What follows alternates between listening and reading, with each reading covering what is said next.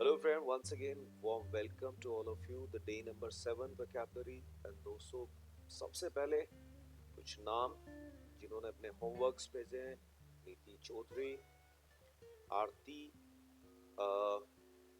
Pinky Kaur and इस बार एक नए स्टूडेंट ने शुरुआत की है, निशा गोदारा।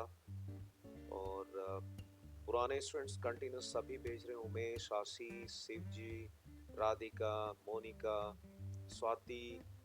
ये सभी लोगों का मेरे पास होमवर्क बराबर आ रहा है। तो दोस्तों बहुत बहुत वंस अगेन शाबाशी सभी को। I appreciate all of you.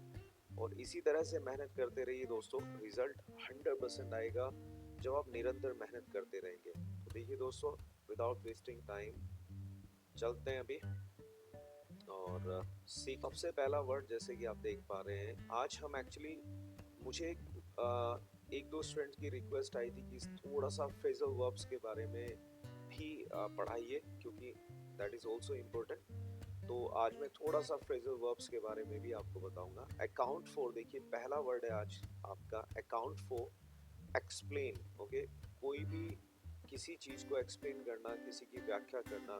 For example, they had to account for all the money that had gone missing, यानी उनको एक्सप्लेन करना पड़ा किस चीज के लिए। फॉर ऑल द मनी यानी जो भी पैसा था जो गायब हो गया था, हैड गॉन मिसिंग, उसके लिए उनको एक्सप्लेन करना पड़ा।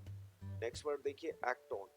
एक्ट ऑन यानी take action because of something like information receive. तो किसी भी, जैसे कोई इंफॉर्मेशन मिली उस पर एक्शन लेना या किसी चीज पर काम करना एक्ट ऑन होता है। जैसे for example, the police were acting on a tip from an informer and caught the gang red handed. तो जो पुलिस थी वो काम कर रही थी किस पर, एक ऐसे जो मतलब मैसेंजर था, जो इन्फॉर्मर था। जैसे पुलिस के इन्फॉर्मर्स होते हैं, उनसे जो टिप मिली थी उस टिप से उस पर काम कर रहे थे और उन्होंने क्या किया, गैंग को रंगे हाथों पकड़ लिया। They caught the gang red handed. ठीक है, तो दोनों ये फ्रेजल वर्ब बहुत इंपॉर्टेंट है। नेक्स्ट देखिए, third one, act up. That means implement. Implementation कहीं भी रहती है, कोई अमल करना। For example, I hope you will act up to the good advice I have given you. मैं आशा करता हूँ कि आप अमल करेंगे उस अच्छी एडवाइस को जो मैंने आपको दी है। तो यू विल एक्ट अप। ठीक है गाइस। नेक्स्ट देखिए, adhere to means obey, follow, abide by. इसके अलावा जैसे कोई चीज चिपक जाती है, एडहियर टू वहां पर भी यूज होता है इसका।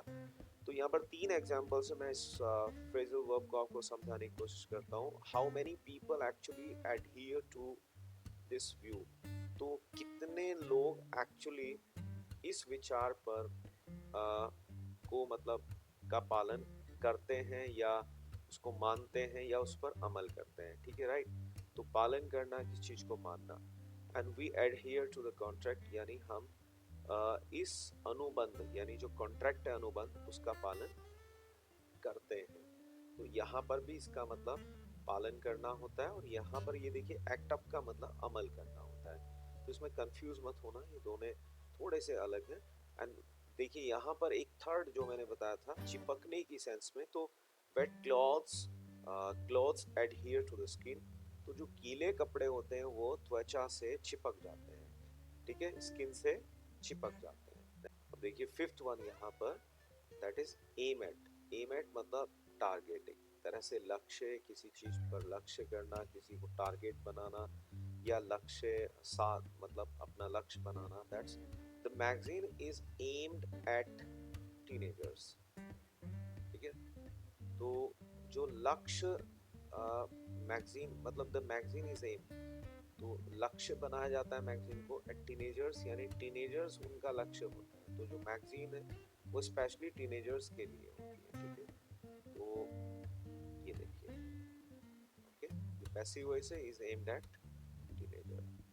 ओके, और नेक्स्ट देखिए, allude to, that is allude to यानी to mention and to refer something और समवन, यानी किसी चीज का जिक्र करना या फिर करना या फिर किसी चीज की तरफ इशारा करना इनडायरेक्टली। जैसे try not to allude to this matter, तो कोशिश करना है इस मैटर का जिक्र ना करने की, मतलब इसको ना उठाने की, इसका जिक्र ना करने की इन हिज प्रेजेंस, उसकी उपस्थिति में, because it annoys him to hear of it, यानी इसको सुनकर उसे गुस्सा आ जाता है, ठीक है। तो इसलिए कोशिश करना कि उसकी प्रेजेंस में, उसकी उपस्थिति में आप इसका जिक्र ना करें, ठीक है। लेट मी अलूड टू, देखिए, let me allude to to of these issues, तो मैं इन दो इश्यूज का भी जिक्र करता हूँ, आपको बताता हूँ। जैसे मैं इनका जिक्र करता हूँ, लाइक दिस।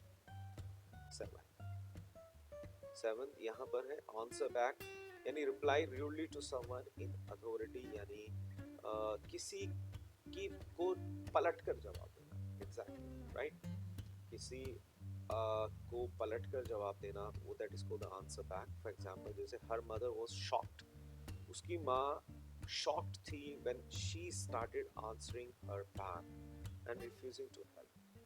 तो उसकी मदर शॉक थी जब उसने उनको, यानी अपनी मदर को आंसर बैक, यानी वापसी में उत्तर देना शुरू किया, ठीक है, पलट कर उत्तर दिया, रिफ्यूजिंग टू हेल्प, और मना कर दिया सहायता करने की, ठीक है। तो ये एग्जांपल था आपका 7।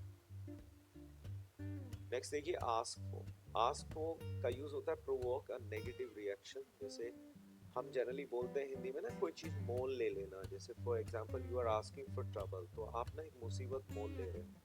जैसे आप किसी चीज को इनवाइट करना भाई, ठीक है, जैसे किसी you are asking for trouble, difficulties, कुछ भी हो सकता है। और एक हम थोड़ा सा कैजुअली भी बना लेते हैं, जैसे he is asking him for money, तो वो उससे पैसे मांग रहा है, या that he is asking his father for money, वो अपने पापा से पैसे मांग रहा है। तो मांगने की सेंस में भी कई बार आस्क फॉर यूज होता है।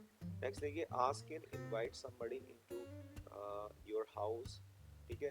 तो किसी को, भाई जब तुम अपने घर में अंदर बुलाते हो तो तब आस्क इन का यूज कर सकते हो। जैसे John is at home, Johan दरवाजे पर है, आस्क हिम इन, उसको अंदर बुला लो, ठीक है, घर में अंदर बुला लीजिए। नेक्स्ट देखिए आस्क आउट। अब ask out invite someone for date, या तो किसी को बाहर डेट के लिए बुलाना, या किसी को बाहर ले जाना, या फिर किसी से पूछना, इस सेंस में भी होता है, ठीक है। तो she has been asked out to dinner, तो उनको, उसको डिनर पर बाहर ले जाया गया, ठीक है, राइट, और उसको आमंत्रित किया गया डिनर पर।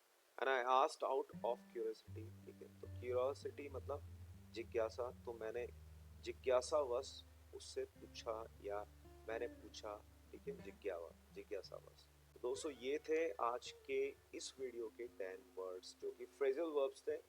उम्मीद करता हूँ कि आपको अच्छे लगे हैं और आप इनमें मेहनत करेंगे, और you will be sending your homework as usual. ऐसे ही आप भेजेंगे मुझे अपना होमवर्क और मैं रिप्लाई करूँगा। हाँ, कुछ स्टूडेंट्स के होमवर्क्स में एरर थे, जिनको मैंने पर्सनली उनको एक्सप्लेन किया है या फिर उनको लिखा है। अगर अभी भी किसी को कोई भी कंफ्यूजन है, तो वो जो मैंने नंबर आपको डिस्क्रिप्शन में दिया, उसी नंबर पर आप मुझे अपना होमवर्क भेजें और अपनी क्वेरीज भी भेजें, ठीक है दोस्तों। तो कीप लर्निंग, एंजॉय लर्निंग, सीखते रहिए और हमेशा अपना ध्यान रखिए। Thank you so much.